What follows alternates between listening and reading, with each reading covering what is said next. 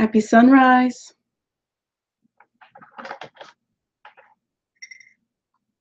I will give it a few moments to see who comes into the chat room.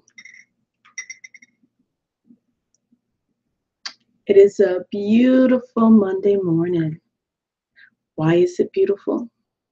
Because we are awake, we are here, and we are ready to fulfill our divine destiny.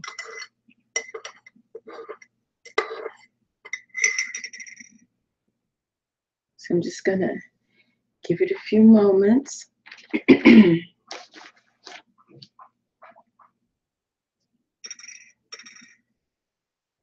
Nursing my black tea this AM. I like to use the Prince of Peace organic black tea with raw honey. Okay.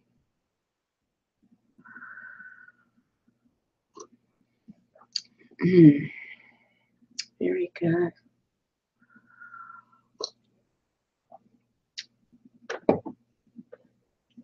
It's bright and early this Monday AM. Okay, so I'm gonna go ahead and get started.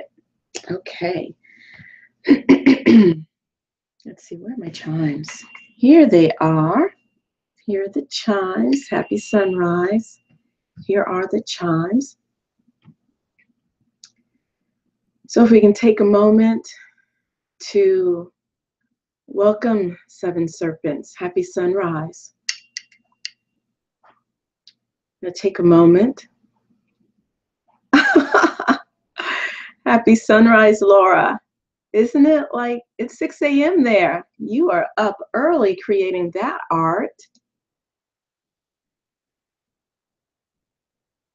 Happy sunrise, Doc. Okay.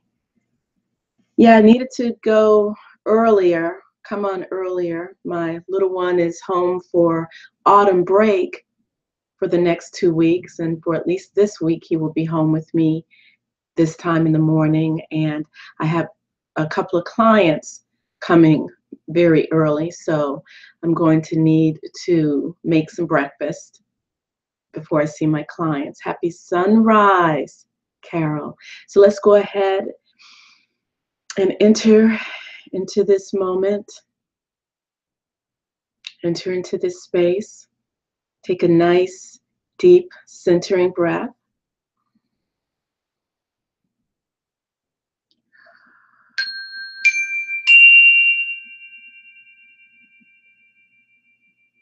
Peace, peace. Happy sunrise, DJ Ransom, the one who never sleeps, making music videos and projects. Okay, just gonna have a little sip of my black tea again. This is a mug. I had decided long ago that I was no longer going to purchase new manufactured eating ware, such as mugs or plates. I get my plates at the secondhand store. And my mugs, and especially because tea is like a ritual to me when I drink. And so I like to purchase items that are created by artisans, you know, bringing back the old ways where we valued artistic expression. And this is made by Sandra Jones and her husband. I believe his name is Tim. They are with Stone's Throw Pottery in Reading, Pennsylvania. Happy sunrise, Denise James. And I love it because this mug is like red, so it's like a lot of iron in it. It's very earthy. Okay.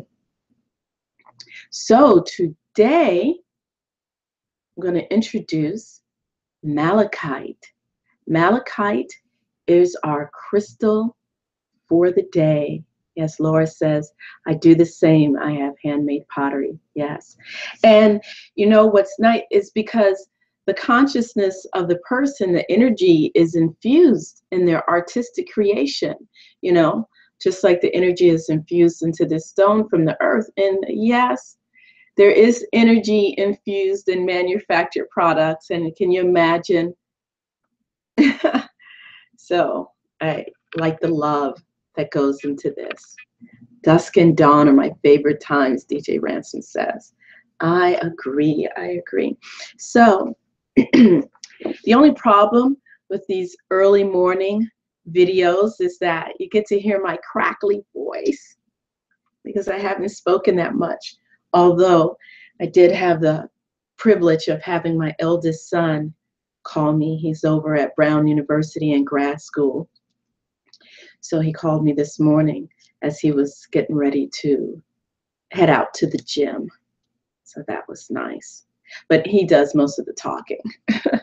Okay. So we're going to be introduced to malachite. Isn't that a beautiful specimen? Now with malachite, you want to make sure that you have a polished specimen and not a rough specimen because I forget why.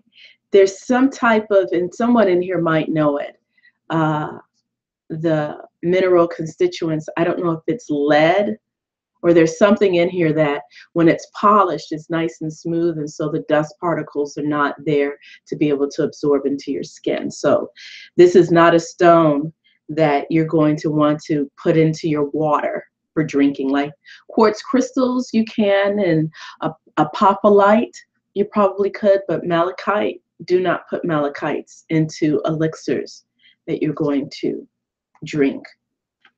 Okay, so malachite crystallizes in the form of masses, tufts, rosettes, crusts, botryoidal configurations, compact, and there's something itching on my nose. I apologize. That's so unprofessional. My nose keeps itching. It is a stone of transformation, assisting one in changing situations and providing for the transfer of sacred information leading to spiritual evolution. It assists in clearing and activating all chakras and is quite helpful in stimulating the heart and throat chakras. It is an excellent stone for clarifying the emotions and for allowing for both the recognition and release of negative experiences which one cannot recall in the rebirthing situation. It provides for ease of disposal of opposing encounters. It can be, used to facilitate insight concerning the cause of specific conditions. Malachite is an equalizing and balancing agent, and it can create an unobstructed path leading to a desired goal. It also provides for an indication of procedural steps that are required to a chosen end result. It vibrates to the number 9, which of course I love because the number 9 is a very, very powerful number.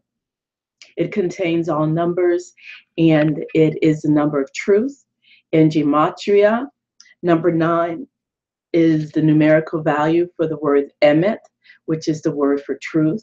It's a number that no matter how many times you add it into itself, it equals itself, which is totally cool, totally cool. So let me put my glasses back on to finish reading. And let's see. And yeah, also melody, which is love is in the earth. It is recommended that only the polished form of malachite be used for preparation of an elixir. Personally, I would not use it in an elixir, you know, because I just wouldn't. But anyway, it is beautiful. And I think it might have been malachite that or was it aquamarine? One of those stones Cleopatra ground up and used for cosmetics. Hopefully it wasn't malachite. So anyway, so I have to take off my glasses because when I look at the computer screen with my glasses, it kind of makes my eyes a little weaker. So welcome, Cassie. Welcome, April. Welcome, Chris. Welcome, let's see, Gary. So I have our card for today from the Goddess Oracle deck. Okay. And okay, so I have Goddess Oracle, so we can get in touch with a little bit of the Divine Feminine, which is always a manifestation from within. Aphrodite.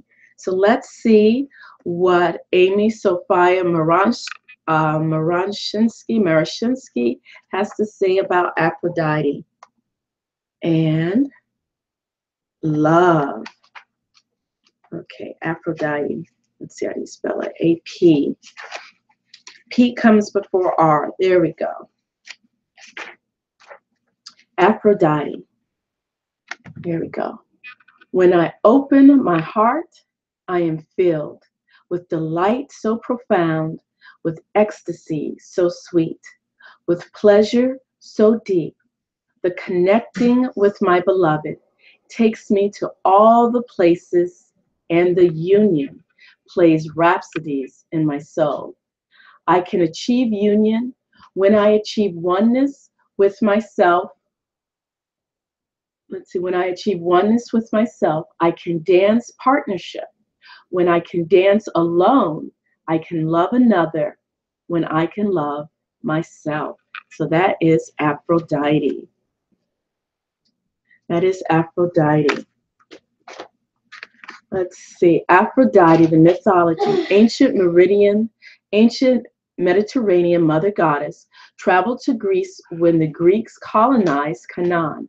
The Greeks say Aphrodite was born of the union of the sky and the fertile sea womb. When the castrated penis of the former sky god Uranus fell into the ocean, although traditionally revered in all her multitudinous aspects, including battle, the Greeks, in their effort to assimilate her, relegated her to a love goddess. When she arrived at Olympus, Zeus, the chief god, married her to Hephaestus, the lame god of smithcraft. He made her exquisite jewelry, but she preferred the passionate Eris, god of war, in her bed. Oh my goodness, I'm telling you, the soap operas of these god and goddesses, the soap operas of these god and goddesses are just like off the hook. Aphrodite is here with her dance of love, inviting you to luxuriate, bask, and revel in love for yourself. Do you spend the day without thinking or saying how much you love yourself? Do you do little loving things for yourself? Or are you miserably keeping yourself on a diet of starvation rations? Do you listen to your needs in a loving, respectful way? Or do you criticize yourself for balking at the schedule you keep, for complaining about the job you hate, for bemoaning the relationship you endure? Now is the time to love yourself. Wow. So Aphrodite is not just about sensual and loving on other physical beings, but about truly learning how to love yourself, to love your life, to love where you are. And Aphrodite is here to invite you to enjoy and bask in some self-love. So let's see. Welcome, Catherine, and welcome, Denise. So there you go. There's Aphrodite. Isn't she beautiful? Very, very beautiful. Okay. So I have one more reading for you this morning, and I so appreciate you tolerating my crackly voice. We're going to do a little reading from Alex Gray, Art Psalms, and then I will have to get about the business of cooking breakfast and tending to clients. So there you go. There is Art Psalms, beautiful butterfly with the symbol and the all-seeing eye. So let's see what Alex Gray has to say for us today. Oh, Laura says, it's too long of a story to type, but that card is very appropriate for me today. Very cool. Very cool. Gary says, DJ Ransom is her also, I think. Yes, we are all Aphrodite. Okay. At risk. Life is always lived at risk. We may grow complacent and not realize it. We may not smell the fresh sweat of anxiety or excitement, but what are we breathing for? Touch the nerve of passion and live for greatness.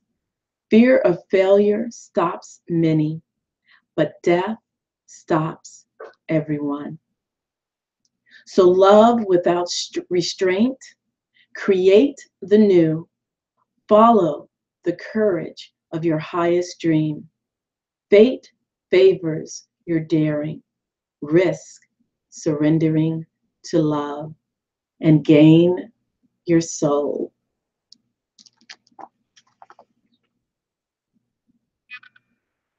And actually, I believe that's a moth.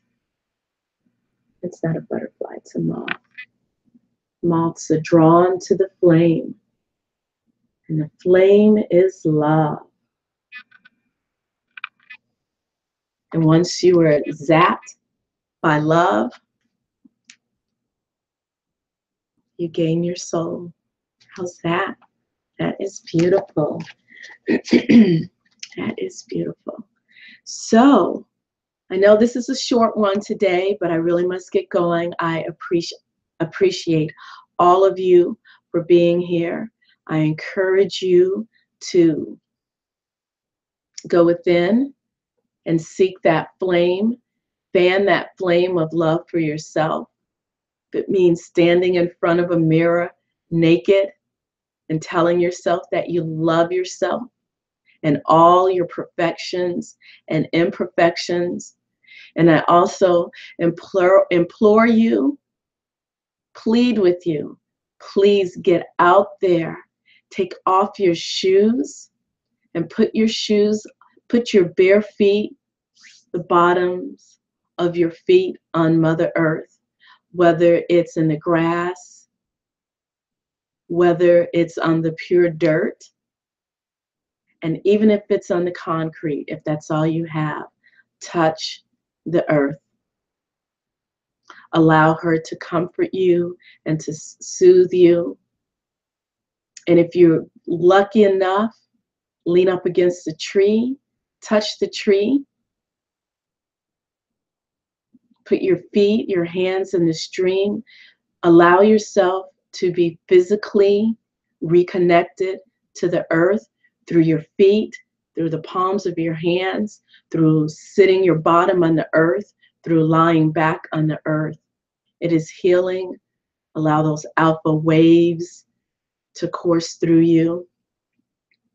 When you have your feet planted on the earth, you know, as you've heard me mention before, be mindful of the three jewels. You know, your lower dantian, your upper dantian, bringing that heaven energy, and that earth energy into your heart, and allow it to flow through you like a torus. That toroidal flow is very healing and very energizing. Okay, so let me check. Happy sunrise, Joelle. Happy sunrise. Gary says, trees are great instructors. And that is so true. Did I ever tell you? I know I told you in a couple of videos ago, maybe a month ago, about the time. I remember reading once that Dr. Andrew Weil, he's the guy that was sort of boosted into the forefront, being on the Oprah show. He is the doctor who really pioneered. He was one of the pioneers, not the only that I learned, but he was one of the major pioneers in the 90s of bringing together Western and Eastern medicine. And I guess in his classes, he would take his students, every class, you know, new class, take his students out to find a four-leaf clover. And I forget what method he used to do that, but even people who had never found a four-leaf clover before would find one. So I remember one day, this was back in 2009, summer solstice. And I didn't realize it was summer solstice until later when I came home and I wrote it down. And I was like, oh, today's summer solstice. So I was sitting in the coffee shop. And after this little story, I'll have to go. I was sitting in the coffee shop and I closed the book that I was reading. And it was probably one of his books or maybe someone that was talking about him. And I said, I'm going to go to the park and find a four-leaf clover. I had never found a four-leaf clover before. So I went up to the park and I looked around on the ground. It's like, I'm looking at these things. I'm like, I don't even think these are clovers. These are not clovers. So I went over to this tree. There's a picture of it on my Facebook page on my profile. I call it the twin soul tree. It's like a tree with one trunk, but two different trees grew out of it. So I went over to that tree and I started looking around on the ground and looking and looking and looking and looking and looking. It's like, there's no four-leaf clovers here. And I leaned up against the tree and I was like, oh, there's no four-leaf clovers. I'm going home. So I think I like turned around and I was leaned up against the tree. And I kid you not, I heard this voice coming from within, coming from the tree. And it said, turn around, walk 2 steps, drop down to the ground, and there's your four-leaf clover. I was like, okay, what? So I turned around. I literally walked 2 steps. I dropped down, and right where I put my hand, there was a four-leaf clover. Eventually, when I get unpacked, I'll show it to you. I have it smashed against the frame, and I wrote kind of sloppily at the bottom, summer solstice 2009. And so that part of me that was dubious, because I'm a skeptical believer, I said, I want to find another one. So I took my left hand, because I found the first one with my right there. I took my left hand, dropped it, looked down, and there was another four-leaf clover. That one might have been given away or got tossed out in the journal, I'm not sure, but yeah. So this is just a story to relate to Gary saying trees are instructors. They are. They're ancient, they're wise.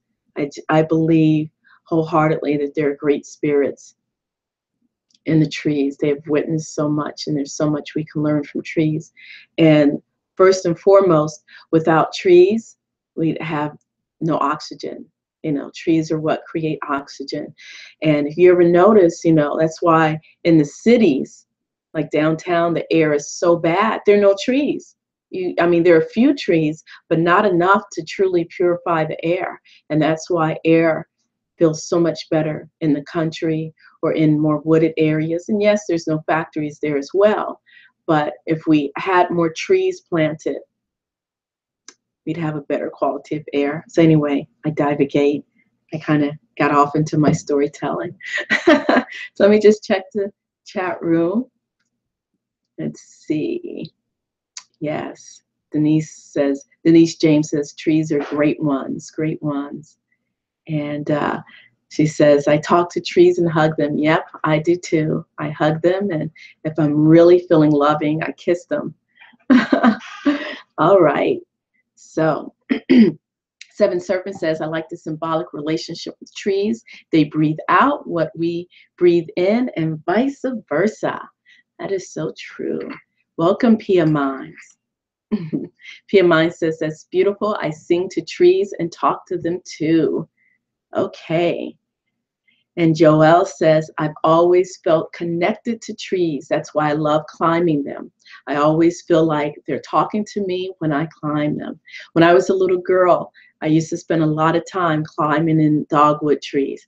And you guys, check Joelle out. She is an amazing, amazing musician. Check her out. So we're going to end this with the nice centering breath and chime. So thank you.